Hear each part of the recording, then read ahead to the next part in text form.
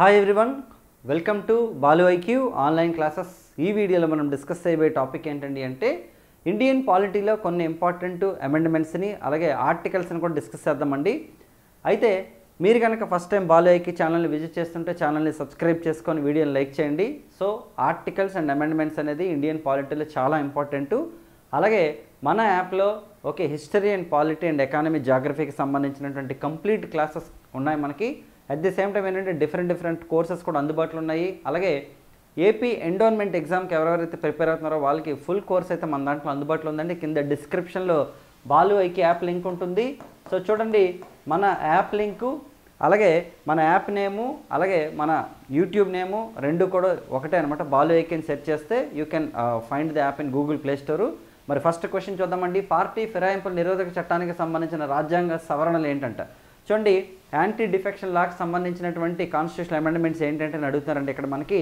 మరి ఫస్ట్ తీసుకుంటే 49-50 అంట, 50 and 70 అంట, 52-91 అంట, 55-94 అంటే మనకి చూడండి పార్టీ ఫిరాయింపుల చట్టం అంటే ఏంటి మనకి, ఒక పొలిటికల్ పార్టీలో గెలిచినటువంటి అభ్యర్థి, ఒక పొలిటికల్ పార్టీ ఎంబ్లెమ్ మీద గెలిచినటువంటి అభ్యర్థి వేరే పొలిటికల్ పార్టీలోకి వెళ్ళిపోతే ఏ పార్టీలో అయితే గెలిచారో ఆ పార్టీకి సంబంధించిన అధ్యక్షులు ఏం చేస్తారంటే, అంటే ఆ విప్ అని ఒక ఉంటుందన్నమాట, ఒక డిజిగ్నేషన్. ఆ విప్ ఏం చేస్తారంటే షోకాజ్ నోటీస్ ఇస్తారు ఫస్ట్, ఎందుకు మీరు అలా చేశారని చెప్పేసి చెప్తారనమాట. లేదా పార్టీ వ్యతిరేక విధానాలు చేసినా సరే ఒకవేళ వాళ్ళు ఇచ్చినటువంటి ఎక్స్ప్లెనేషన్ కనుక సాటిస్ఫై అవ్వకపోతే అప్పుడు స్పీకర్కి కంప్లైంట్ ఇస్తే స్పీకర్ అనమాట డిస్క్వాలిఫై చేస్తారు. ఈ సిస్టమ్ని మనకి 52nd కాన్స్టిట్యూషన్ అమెండ్మెంట్ ద్వారా మనకి రాజీవ్ గాంధీ గారి ప్రభుత్వం 1985లో మనకి ఇంట్రడ్యూస్ చేయడం జరిగిందండి. అలాగే దీనికి ఒక కొత్త షెడ్యూల్ని యాడ్ చేశారు, అదే మనకి schedule number 10 of the constitution. అయితే మరి మళ్ళీ 91 అమెండ్మెంట్ ఎందుకు సార్ చేశారనంటే, ఒక అమెండ్మెంట్ చేసిన తర్వాత మళ్ళీ దాన్ని స్ట్రెంగ్తన్ చేశారనమాట. ఇది 10th షెడ్యూల్ అనమాట. ఎలా ఎందుకు స్ట్రెంగ్తన్ చేశారంటే 52nd అమెండ్మెంట్ ప్రకారం ఏంటండి అంటే మనకి ఎవరైనా సరే ఒక పొలిటికల్ పార్టీలో ఒక 30 మంది ఉన్నారనుకోండి, వీళ్ళలో కనుక 1/3 మెంబర్స్ కనుక వెళ్ళిపోతే వీళ్ళు డిస్క్వాలిఫై అవరు అని చెప్పేసి 52nd అమెండ్మెంట్ చెప్తుంది. అంటే 1/3 లోపు ఉంటేనే మనకి యాంటీ డిఫెక్షన్ వర్తిస్తుందని చెప్పింది అనమాట. కానీ 1/3 మెంబర్స్ ఈజీగా వెళ్ళిపోతారన్న ఉద్దేశంతో ప్రభుత్వం పార్లమెంట్ ఏం చేస్తుందంటే దీన్ని 2/3కి పెంచిందనమాట. ఇప్పుడు 30 మెంబర్స్లో 20 మంది వెళ్ళిపోతే పార్టీ ఫిరాయింపులు వర్తిస్తుంది, లోపల వర్తించదు. 20 మంది వెళ్ళిపోతే వర్తించదు. కానీ 20 మెంబర్స్ లోపల కనుక ఎవరైనా వెళ్ళిపోతే మాత్రం వాళ్ళకి యాంటీ డిఫెక్షన్ వర్తిస్తుంది. మళ్ళీ అక్కడ బై ఎలక్షన్ వచ్చే ఛాన్స్ ఉందన్నమాట. సో దానివల్ల పార్టీ ఫిరాయింపులు తగ్గుతాయని ఉద్దేశంతో అనమాట 91st అమెండ్మెంట్ చేశారండి. సో మీరు సింపుల్గా గుర్తుపెట్టుకోవాలంటే schedule number 10 of the constitution deals with the anti defection law అనమాట. దీనికి రిలేటెడ్ అమెండ్మెంట్లు 52 అంటే 91 అనమాట. మరి 52 ఎలా గుర్తుంటుంది, 5/10 సార్. మరి 5/10 అన్నారు, మరి నెక్స్ట్ అమెండ్మెంట్ 91 అంటే 9+1 వచ్చేసి 10 అనమాట. అయితే మీకు ఒక డౌట్ రావచ్చు, సార్ 91st అమెండ్మెంట్ మీరు చెప్పింది తప్పేమో సార్, నేను వేరే దగ్గర ఇంకోటి చదివానంటే. గుర్తుంచుకోండి, 91st amendment is also related to the, దేనికి రిలేటెడ్ అంటే ఇది మనకి భారతదేశంలో లోక్సభలో కానీ స్టేట్ లెజిస్లేటివ్ అసెంబ్లీలో ఉన్న టోటల్ మెంబర్స్ ఎంతమంది ఉంటారో ఆ రాష్ట్రంలో లేదా కేంద్ర ప్రభుత్వంలో టోటల్ కౌన్సిల్ ఆఫ్ మినిస్టర్స్ మనకి 15% దాటకూడదని ఒక రూల్ కూడా పెట్టారు 91st అమెండ్మెంట్ ద్వారా. అంటే ఇప్పుడు మనకి లోక్సభ స్ట్రెంగ్త్ 543 కదా, టోటల్ మినిస్టర్స్ 82 దాటకూడదు. ఆంధ్రప్రదేశ్లో 175 మంది కదా ఎమ్మెల్యేలు, ఇక్కడ 15% అంటే ఎంతమ్మా 27 మందికి దాటకూడదు. తెలంగాణలో 119 మంది ఎమ్మెల్యేలు కాబట్టి ఇక్కడ 18 మందికి దాటకూడదు. అంటే ఇక్కడ మనకి 10% + 5 అలా వేసుకుంటే మీకు ఈజీగా తెలుస్తుంది అనమాట. So the total council of ministers should not cross more than 15% in the Lok Sabha or else state assemblies అనేది మనకి 91st అమెండ్మెంట్ అండి. ప్యారలల్గా ఇంకోటి ఏంటంటే మనకి it strengthened the anti defection అనమాట. షెడ్యూల్ నెంబర్ 10 కూడా మనకి స్ట్రెంగ్తన్ చేసింది. Very very important. ఇవన్నీ నేను చెప్పానండి ఎక్కడ అంటే మన యాప్లోని మీకు full fledged articles amendments and supreme court judgments course ఒకటి ఉంటుంది. దాన్ని మళ్ళీ మనం మోడిఫై చేసి ఈ మంత్లో మళ్ళీ రిలీజ్ చేస్తాం. అలాగే ఎవరికైతే 360 degrees యాంగిల్లో ఇండియన్ పాలిటీ కావాలనుకుంటున్నారో వాళ్ళు August 15th నుంచి కూడా మన టెస్ట్ సిరీస్ ఎక్స్ప్లెనేషన్ తీసుకోవచ్చు అనమాట. మీకు కంప్లీట్గా అంటే మీరు ఏ మూలకెళ్ళి క్వశ్చన్ ఇచ్చినా సరే చేసే విధంగా దాన్ని డిజైన్ చేయడం జరుగుతుంది అనమాట. So first actually Indian history చేద్దాం అనుకుంటున్నాం మేము, తర్వాత పాలిటీ రిలీజ్ అవుతుంది అనమాట. బట్ హిస్టరీ పాలిటీ ఖచ్చితంగా ఉంటాయి. మీరు నోటీస్ చేస్తే రీసెంట్గా వచ్చినటువంటి ఏపీ కానిస్టేబుల్ ఎగ్జామ్స్లో మీరు కామెంట్ బాక్స్లో కూడా చూసుకోవచ్చు. మన దగ్గర చాలామంది స్టూడెంట్స్కి అనమాట వచ్చింది. అపెక్స్ మన యాప్ ఏదైతే ఉందో ఆ యాప్లో బాలు ఐక్యూ యాప్లో కూడా చాలామంది అనమాట మనకి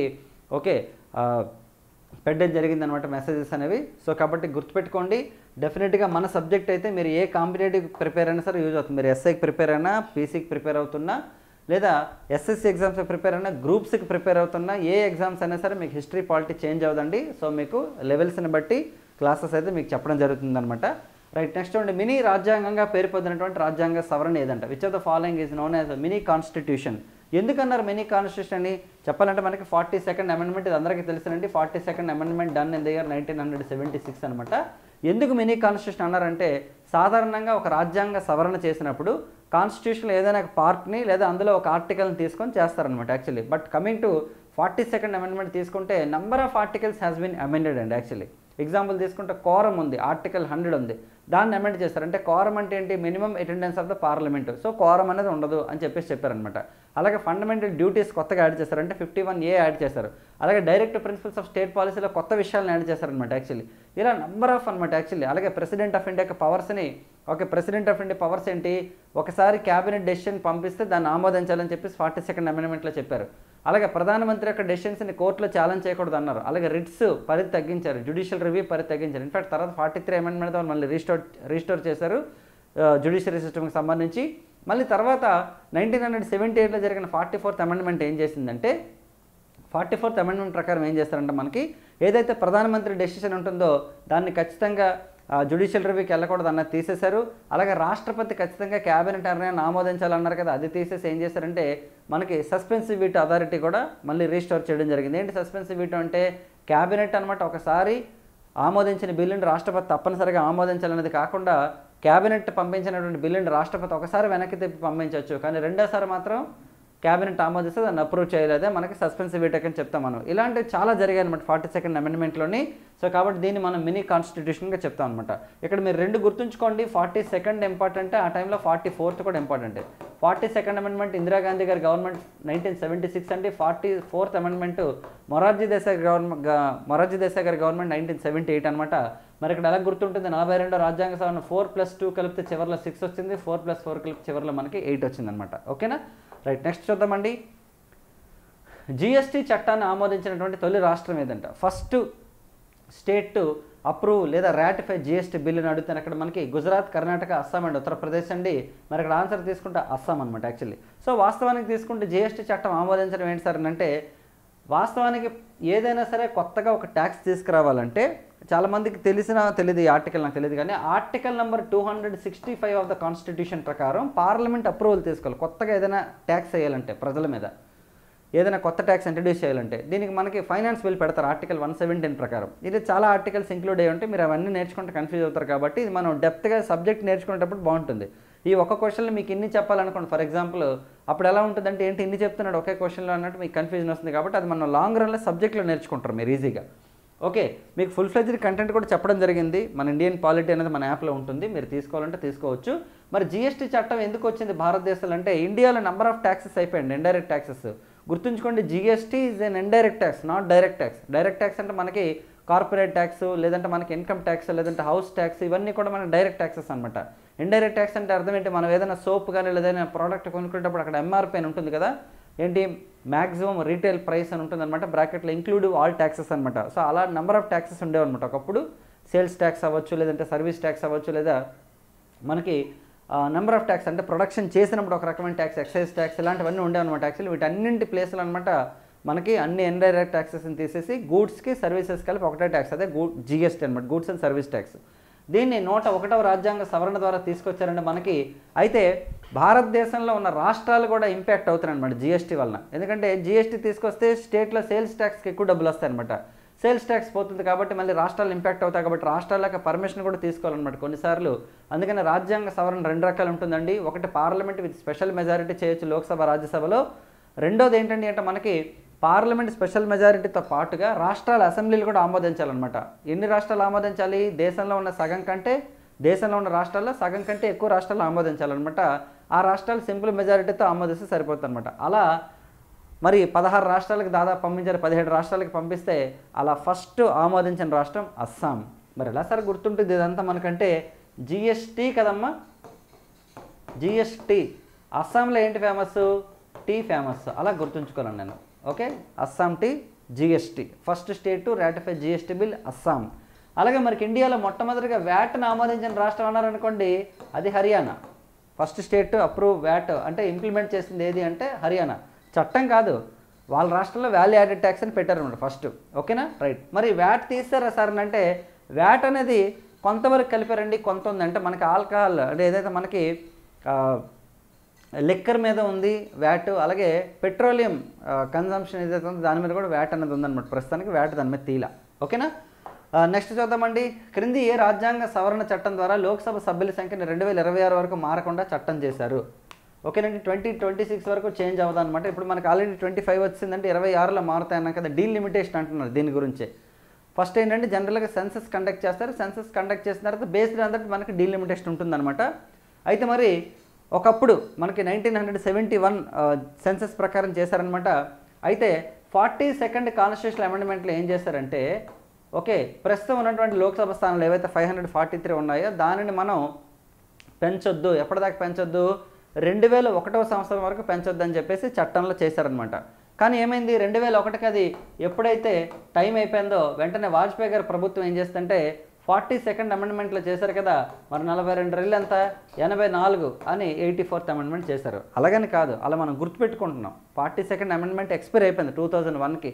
సో నెక్స్ట్ అమెండ్మెంట్ మనకి 84th అమెండ్మెంట్ చేశారండి. According to the 84th amendment of the constitution ఏంటమ్మా అంటే మనకి the seats of Lok Sabha and state assemblies should not change up to 2026 అని చెప్పేసి మనకి చేశారు. ఇప్పుడు 2000 సంవత్సరంలో చేశారనమాట. ఐ థింక్ 2000 సంవత్సరంలో చేశారు, ఇది 2001లో కాదు.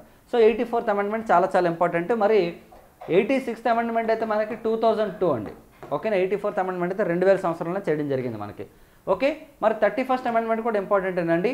ఓకే, అదేంటో మీకు తెలిస్తే కామెంట్ చేయండి. మరి నెక్స్ట్ ఇందాక మనం చెప్పుకున్నాం కదా 41, 42, 43 ఇచ్చాం కదా, అక్కడ ఒకసారి చూద్దామండి. 41 అమెండ్మెంట్ దేనికి సంబంధించిందంటే మనకి స్టేట్లో ఏపీపీఎస్సీ, టీఎస్పీఎస్సీ మనకు బాగా తెలుసు, మనం ప్రిపేర్ అయ్యే ఎగ్జామ్స్ కూడా అవే కదా, Andhra Pradesh public service commission, Telangana public service commission. మరి ఏపీపీఎస్సీ చైర్మన్ యొక్క రిటైర్మెంట్ ఏజ్ ఎంత అంటే తెలియదు అన్నాం అనుకోండి. ఒకవేళ తెలుసు 62 ఇయర్స్ సార్, అందులో మెంబర్స్ కూడా 62. కానీ మరి 62 ఇయర్స్ ఎలా సార్ పెంచారని అంటే according to the 41st constitutional amendment పెంచారండి. 60 నుండి 62 ఏళ్ళకి పెంచారనమాట. Not only state public service commission అండి, 2 రాష్ట్రాలకు పబ్లిక్ సర్వీస్ కమిషన్ ఉందనుకోండి, దాన్ని మనం జాయింట్ పబ్లిక్ సర్వీస్ కమిషన్ అంటాం అనమాట. వాళ్ళకి కూడా 62 చేయడం జరిగింది. మరి 43వ రాజ్యాంగ సవరణ ఏం చెప్తుంటే సుప్రీంకోర్టు మరియు హైకోర్టులకు న్యాయ సమీక్ష అధికారాన్ని మళ్ళీ రీస్టోర్ చేశారు. మనం చెప్పుకున్నాం కదా 42nd అమెండ్మెంట్ ద్వారా జ్యుడిషియల్ రివ్యూ పరిధి తగ్గించారండి, దాన్ని మళ్ళీ 43rd అమెండ్మెంట్ ద్వారా రీస్టోర్ చేయడం జరిగింది. ఇవన్నీ ఇంపార్టెంట్ అన్నమ్మా. సో నెక్స్ట్ చూడండి, 9th పార్ట్కి చేసినటువంటి రాజ్యాంగ సవరణలు ఏంటంటే, మరి 9th పార్ట్ ఆఫ్ ద కాన్స్టిట్యూషన్లో ఏ ఆర్టికల్ ఉందో మనకి ఆర్టికల్ నెంబర్ 243 ఉంది. అంటే 243 ఆర్టికల్కి చేసినట్ట అంటే అంతే కదా.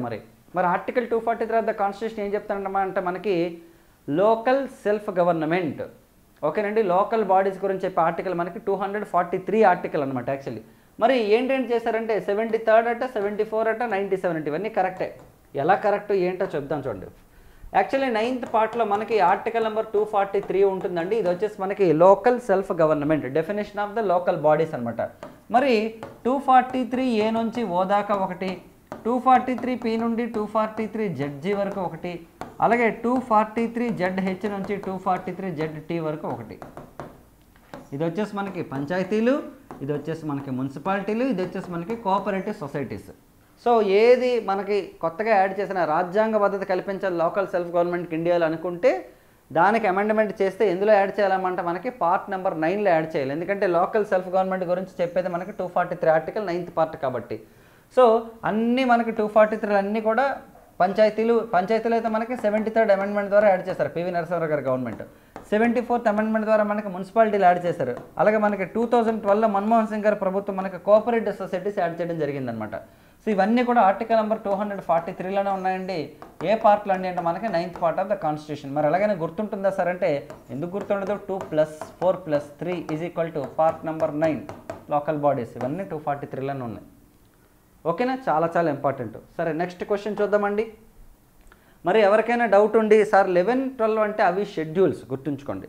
Schedule number 11 of the constitution related to the panchayats, 12th schedule related to the municipalities అనమాట.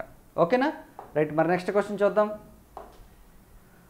అంతే ఈ వీడియోకి సంబంధించిన క్వశ్చన్స్. ఓకే, సో నెక్స్ట్ వీడియోలో మనం కరెంట్ అఫైర్స్ కూడా డిస్కస్ చేద్దామండి. Daily current affairs already August 1 and అంటే జూలైకి సంబంధించినవన్నీ కూడా మెటీరియల్ రెడీగా ఉంది. కొంచెం టైం నాకు సెట్ అవ్వక క్లాసెస్ చెప్పలేదు, బట్ అవన్నీ యాప్లో అప్లోడ్ చేస్తాను. ఎవరైతే మనకి ఏపీ ఎండోమెంట్ ఫుల్ కోర్స్ తీసుకున్నారో వాళ్ళకనమాట కరెంట్ అఫైర్స్ కూడా మంత్లీ యాడ్ చేయడం జరుగుతుందండి, ఇంక్లూడింగ్ మెటీరియల్ అనమాట. ఓకేనా? ఎందుకంటే మరి జనరల్ స్టడీస్ పేపర్లో ఖచ్చితంగా వాళ్ళకి ఇవ్వాలి కదా. ఎవరైనా సరే తీసుకోవాలనుకుంటే ఏపీ ఎండోమెంట్ కోర్స్ కూడా తీసుకోవచ్చు. అలాగే మిగతా ఎగ్జామ్స్కి ఎవరైతే ప్రిపేర్ అవుతారో వాళ్ళకి కూడా general studies and mental ability అనే కోర్స్ ఉంటుంది. అందులో కూడా మనం కరెంట్ అఫైర్స్ అయితే యాడ్ చేయడం జరుగుతుంది. ఇది ఈ రోజుకి సంబంధించిన వీడియో. కింద డిస్క్రిప్షన్లో బాలు యాప్ లింక్ ఉంటుంది.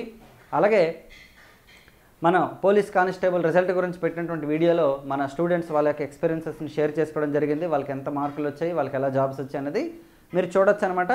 సో కాబట్టి యాప్ తలక ఉపయోగం ఏంటి, పాలిటీ హిస్టరీ సబ్జెక్ట్ అనేది మనకి ఏ రేంజ్లో ఉంటుంది, మీకు డెఫినెట్గా ఎగ్జామ్ పాయింట్ ఆఫ్ వ్యూ ఉంటుందా లేదన్నది మెయిన్ ఇంపార్టెంట్ అనమాట. సో నెక్స్ట్ వీడియోలో మళ్ళీ కలుద్దాం. Thank you so much all of you. App మాత్రం డౌన్లోడ్ చేసుకొని డిస్క్రిప్షన్లో లింక్ ద్వారా. Wish all the best.